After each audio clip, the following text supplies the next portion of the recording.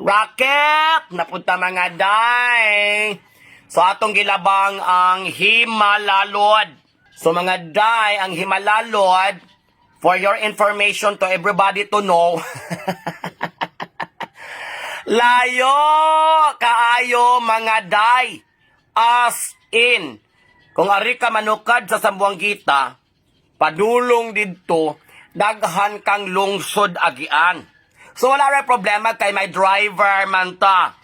Anya kay medyo layo-layo man niya kay buringan manggukuan ng duha raming magbagtas anang dalan. So akong gikondak si Inday Konsing ni ko magbahin-bahin ra ta Inday Konsing aning budget ha.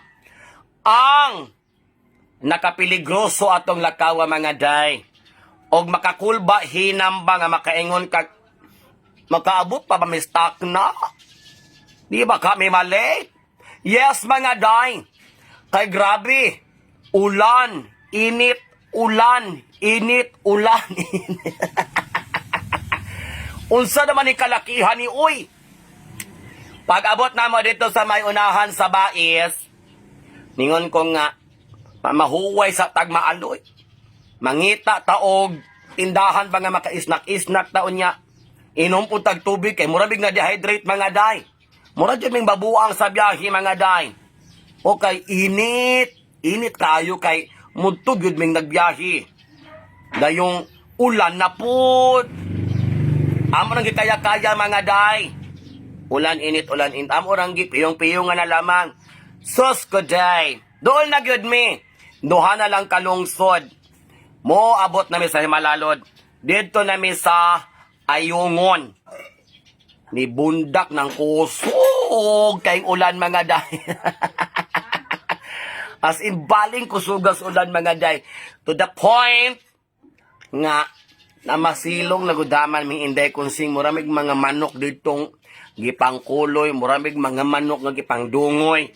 May gali kay si tatay na siya gamay murag waiting shed payag-payag nalami kay sa nga tanan nga pulido po kay atop ni hangyo nagulaman mi kay yamangi tabunag sako to kay barag dili magpisik-pisik ning ulam ni hangyo mi nga tay palingkura sa mi diha tay may gali po ng ulan mga day wara after 30 minutos nito ang rapudayon ang ulan kay wa siya nito ang mga day miskag duha na lang kalungsod malate gyud mi mga day sumuto among kalaki mga day niabot mi didto pag-abot na mo sa Himalalod picture mi dito kay may na po lamang natay handumanan sa ilang munisipyo sa atong pag-abot.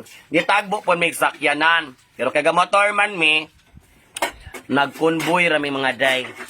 Pag-abot dito, wala po program-program mga day. Niyon na po si Sir Manny nga hala. Kung ready na mo, tayada. Ila-ila ito mga day. Private event nga. Sila-sila na pang pamilya, mga silingan, neighboring countries, maura. So, tayo namin Inday Konsing, kanta, sayaw, tayong komedi-komedi, yung nana po nirelibo nga singer, o to. Nahuman po dayon mga day, pero almost 2 hours po may kinumbati. Basta maglamin ang mga ginhawang Inday Konsing, magabuga naman po laman may kumbati anang microphone. Dahil pagkahuman na mauli na ito ng mga bisita.